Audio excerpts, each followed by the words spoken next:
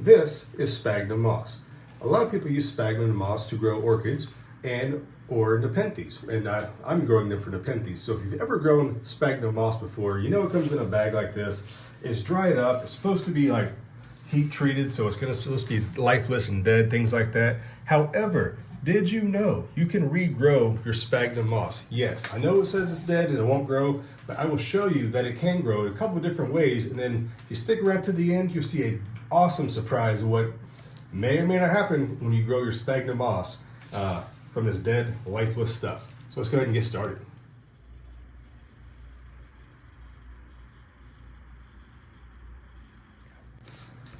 So, like I mentioned, growing nepenthes, or pitcher plants as they're often called, they do well in a mixture of sphagnum moss and or peat or something like vermiculite.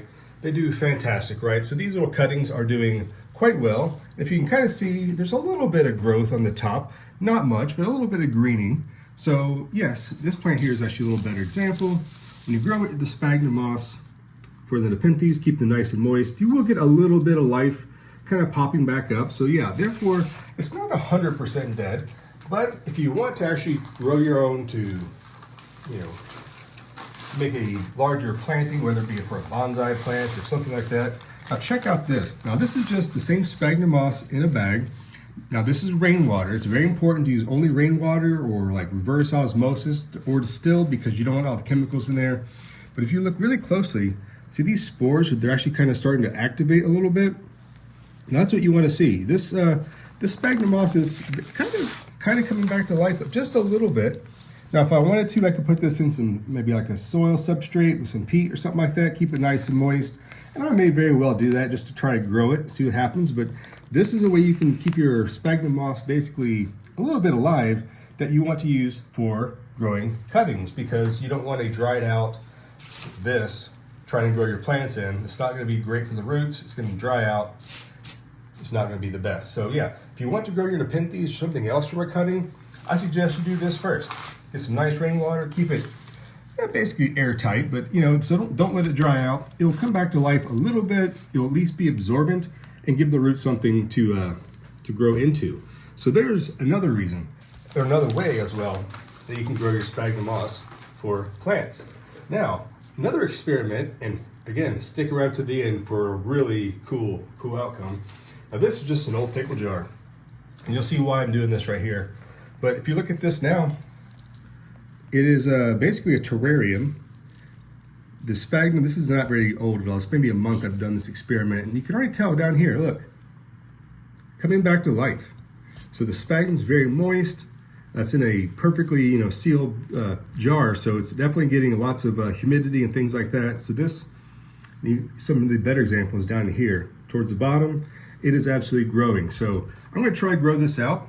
Now, what I do, if you keep this in this nice, basically a terrarium, when you get your cuttings, like nepenthes or something else that you want to grow in this substrate, it's already alive. You put your cuttings in here, a little bit of rooting hormone, okay, and then you put it into this, it will strike very quickly. The substrate will be very receptive.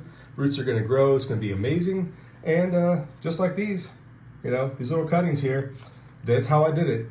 However, I did this in a much bigger jar. So I know you've been waiting around to the end for this big special thing I'm supposed to be showing you. So if you stuck around this long, give the video a nice thumbs up, and I'll show you what I was completely unexpecting this. I was blown away, and honestly, hopefully for you guys, it does the same thing, because it was a pretty awesome surprise. So let's go ahead and stop talking and just show you what I'm talking about. All right, so here we go. Now this exact jar here, okay, what I did is I started some cuttings in here. I think they're hydrangeas or something.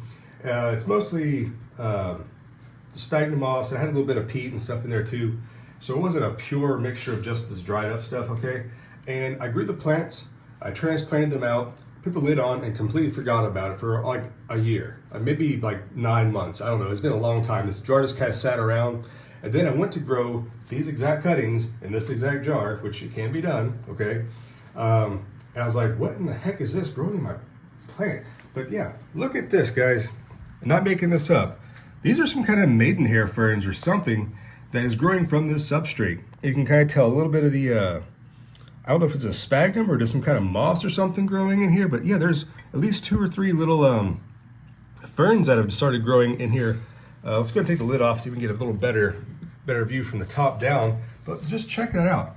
That is pretty awesome. This little fern is growing in this little terrarium made out of sphagnum moss and I think a little bit of peat.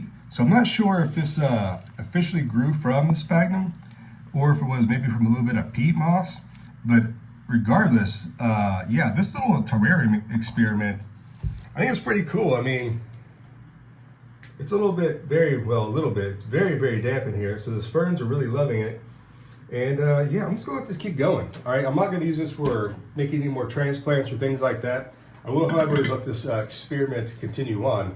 But there you go. So growing sphagnum moss from this old lifeless, dried up stuff, yes, it is very possible to bring it back to life, whether you wanna make it into a terrarium, you wanna propagate your plants, or if you just want to just, experiment and see what may or may not grow from an old jar full of sphagnum moss. It's a lot of fun. So give it a shot, guys. Hope this was helpful. Hope this was a little inspiring. You never know what you might find when you grow plants and other substrates. You never know what seeds may or may not be dormant in there, even though it's supposed to be pressure treated and steam treated and all these kind of things. It might grow something. Who knows? But go give it a shot. Let me know if it works out for you down in the comments below. I'm going to get back to propagating some plants, and I'll see you next time here up on the hillside. Thanks for joining me. Till then, bye-bye.